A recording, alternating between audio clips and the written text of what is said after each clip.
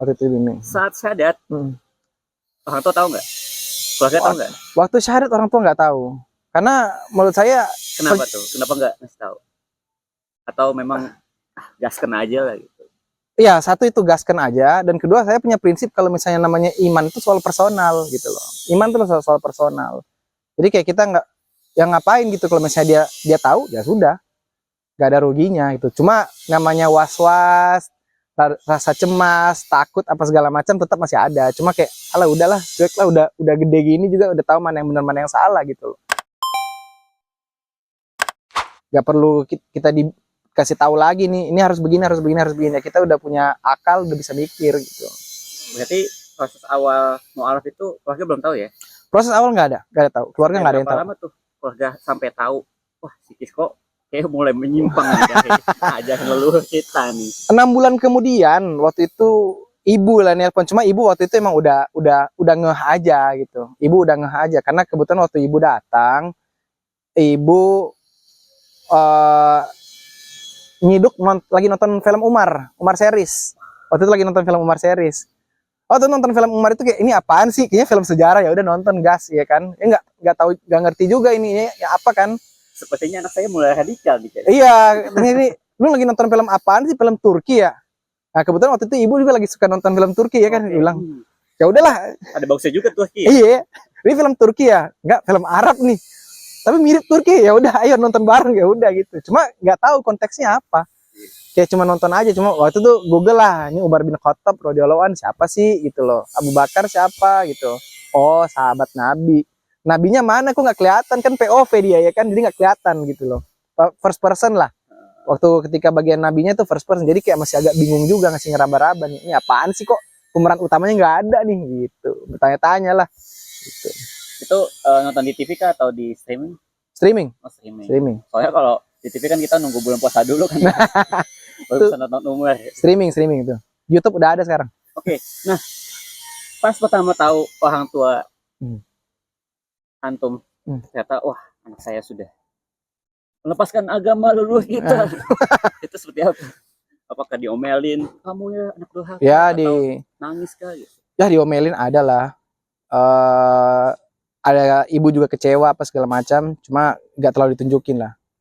Ya, walaupun ada konflik lah satu dari awal sampai sekarang, cuma alhamdulillah sekarang udah kita masing-masing aja lah, maksudnya ibu udah cuek gitu loh, maksudnya udah gede juga ya kan, dia tahu lah juga. Ibu juga sempat datang ke masjid juga kan, ketemu ustadz saya yang ngebimbing ya kan, jadi kayak ya udahlah dia tahu nih mainannya kemana sih ini anak nih gitu loh, udah tahu lingkungannya seperti ini, oh udah cuek aja dia mah.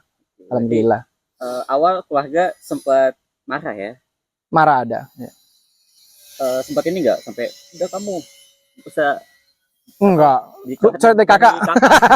Surat dari kakak enggak sih. Cuma waktu itu minta urus pindah KTP, akhirnya dikeluarin juga dari kakak. Cuma untuk pindah KTP. KTP Jakarta. KTP Jakarta. Jadi nggak dicoret secara itulah. Coret secara permintaan.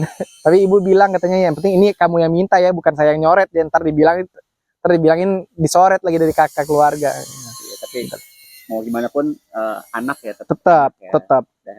Dia meskipun beda agama dan ya dikeluarin. Betul, tetap harus berbakti. Nah, tadi ada penolakan dari keluarga. Nah, ada kendala apa nih saat proses masuk ke agama Islam? Kendala sih sebenarnya nggak ada waktu masuk agama Islam, smooth aja. Tapi sempat ada rasa nggak sih Islam itu ngebebanin banget sih, harus bangun subuh, sholat 5 kali dibandingkan agama sebelumnya agamanya apa? Terakhir sih Buddhis, lebih ke Tridharma sih sebenarnya. Sebelumnya lagi baru Kristen. Oh begitu. Ya. Udah pindah-pindah nih sebenarnya. Berarti banyak lika-liku. Udah banyak lika-liku lokinya, udah banyak lah. Nah itu ada stigma itu nggak sih? Kan banyak orang stigma gitu, apalagi yang non muslim. Apa sih jadi Islam ribet lah, harus wudhu dulu, zakat, haji, macem-macem gitu aturannya. Sebenarnya stigmanya itu apa ya? Cuma ngeliatnya nih, kerjaan apaan sih nih, agama ibadah mulu, kerjanya cuma berdoa mulu nih, kagak ada seru-serunya gitu loh hidupnya ini orang muslim kepada itu yang liatnya. Gitu ya. Gak bisa makan babi. Nah itu agak bingung juga sih, karena ya walaupun tahu nih nggak bisa makan babi atau nggak bisa mabuk, cuma masih ada aja yang mabuk. Jadi oh ya udah, berarti boleh nih, berarti nih, ya kan? Mikirnya waktu itu boleh. Babi nggak boleh, mabok dikit lagi. Cuma alhamdulillahnya kalau misalnya Dasar. soal soal makan babi dan khamar itu bukan satu kendala yang paling utama lah. Karena alhamdulillah udah biasa nggak makan babi. Dulu Kristennya Advent, jadi aman lah. Oh, Makan babi dan khamar itu nggak biasa. easy lah ya. Easy. Jadi itu bukan Kalau satu hal mabok? easy. Mabuk juga easy, Oh, easy karena juga. bukan satu hal yang jadi rutin gitu. Bukan rutinitas dan bukan satu hal yang biasa. Jadi cincai lah itu. Yang bikin berat apa ya?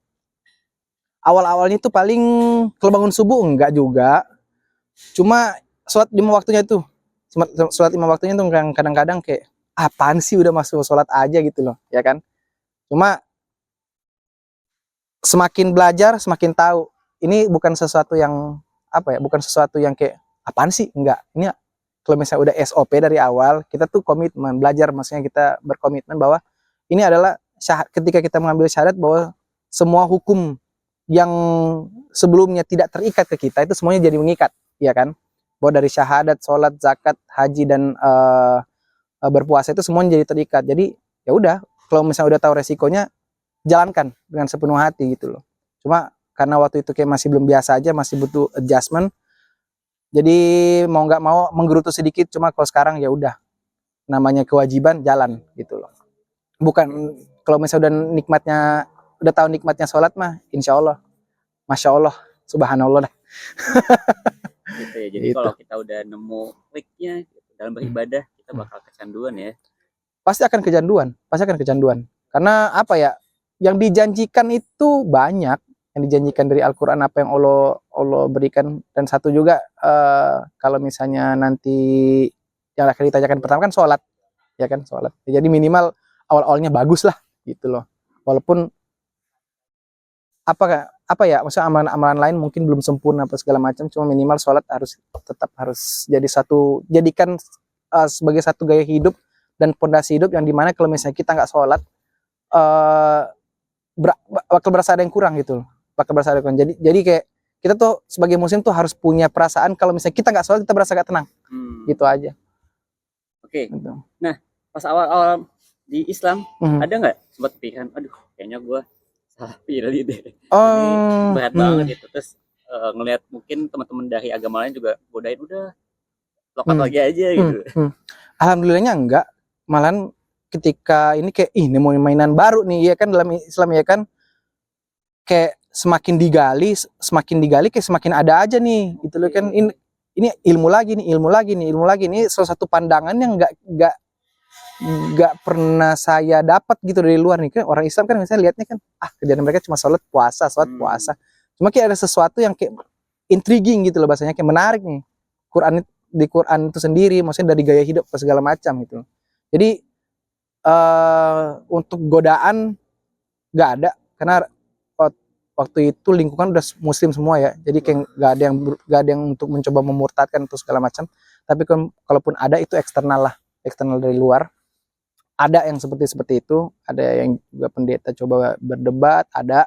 Cuma kayak kita cincai aja ya kan, karena teman ya kan.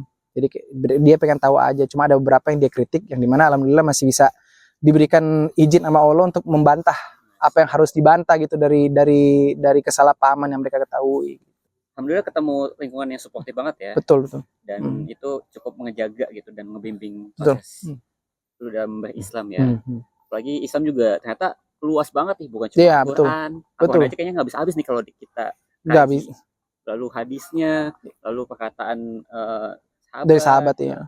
Terus sirah Nabi, segala macam, itu luar biasa gitu. A whole package. Nah, sekarang berarti sudah berislam berapa lama? Alhamdulillah udah 4 tahun, dari 2020 Juni.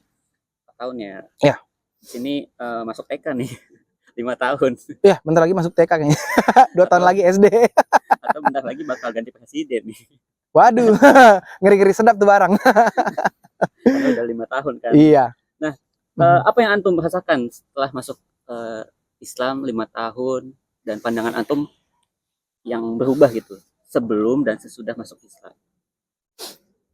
Lebih punya purpose aja dalam hidup gitu, bahwa sebelumnya kayak ya udah mau mati mati aja gitu, udah amat, gak tahu bakal kemana ya kan. Jadi abu gitu. Jadi abu, kayak mau dibuang ke laut, kayak mau apa, kayak mau dimakan binatang ya terserah lah ya kan. Cuma dalam Islam tuh kita kayak lebih, oh poinnya kita nih udah ketemu nih, saya mau begini gitu loh, karena sebelumnya kan masih gak jelas ya. Yang jelas apa yang dijanjikan Allah udah pasti akan terjadi. Nah, cuma pertanyaannya kan gimana nih kita bagaimana kita mau mempercayai apa yang dijanjikan Allah kalau misalnya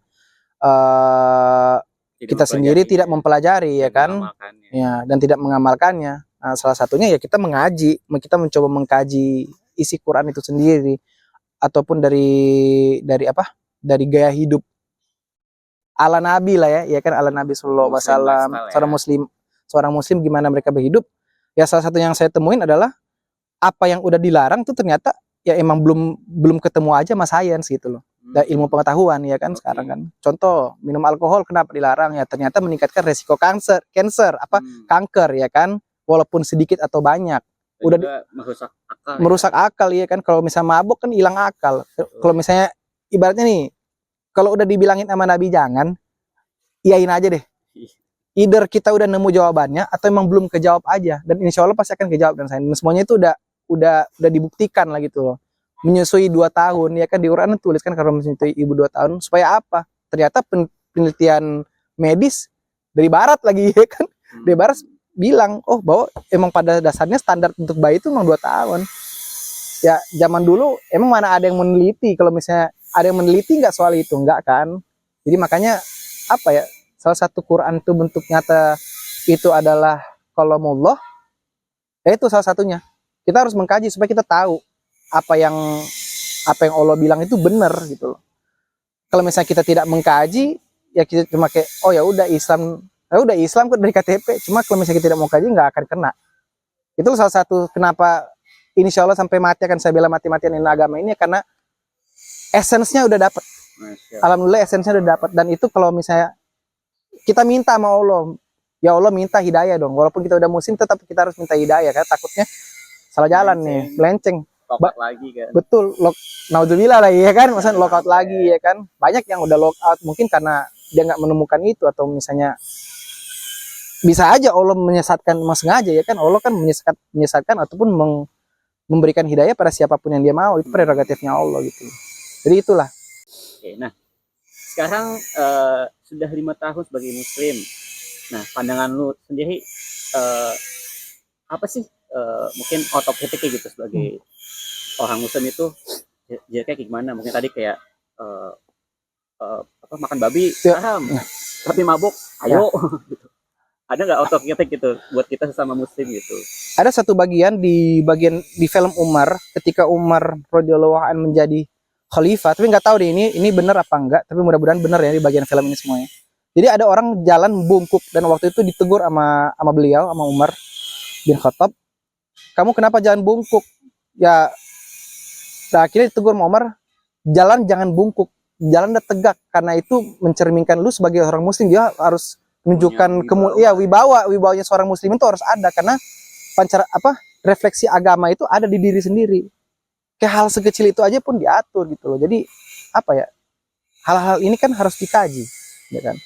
Nah, salah satu hal yang lucu adalah ketika dulu masih di luar Islam, yang seperti saya bilang tadi, kenapa Islam ini kerjanya cuma ibadah mulu gitu loh. Ini orang kagak seru deh ini agama kalau misalnya nggak ada sangkut pautnya dengan sains gitu loh. Tapi makin kesini lah, ini buku biologi ada, geografi ada, ilmu politik ada, segala macam. Ini astronomi, kimia loh. Ini psikologi. Kok keren juga ini geopolitik. Quran ini ya kan. Semuanya ada gitu loh, semuanya ada. Nah, jadi apa ya? Bahwa Quran itu menawarkan sesuatu yang hanya ukrawi itu ternyata sebenarnya salah juga gitu loh. Ada yang Allah berikan yang perlu kita kaji dan menggunakan akal kita. Makanya Allah bilang, apakah kamu tidak pernah berpikir atau kamu selalu berpikir? Itu kan selalu Allah pertanyakan ke kita ya kan. Ditantang, Allah nantang. Kita pakailah akal kita gitu loh. Nah, dalam artian ilmu pengetahuan sains ini yang sudah dituliskan ini bukan menjadikan kita jauh dari Allah, sebenarnya harusnya menjadikan ini dekat pada Allah gitu. Bahwa Allah ini maha besar. Ya,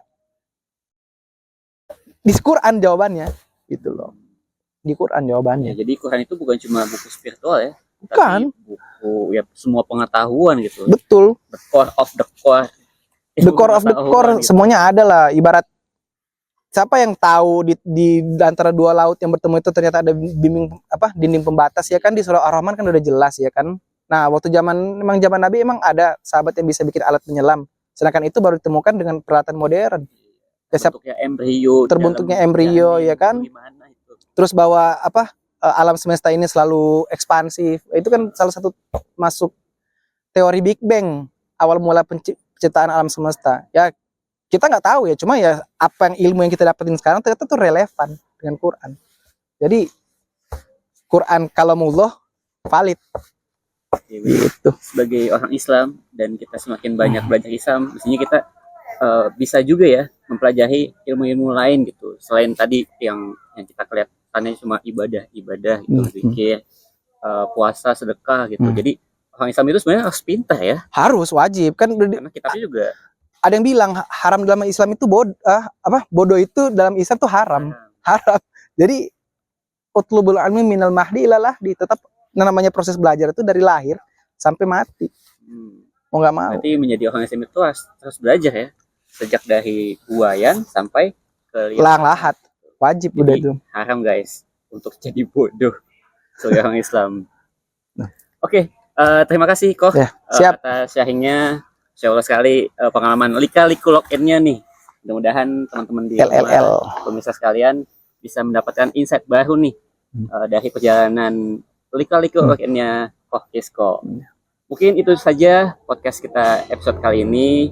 Jangan lupa klik tombol like, komen, dan subscribe. Sampai jumpa di episode selanjutnya. Assalamualaikum warahmatullahi wabarakatuh. Waalaikumsalam warahmatullahi wabarakatuh.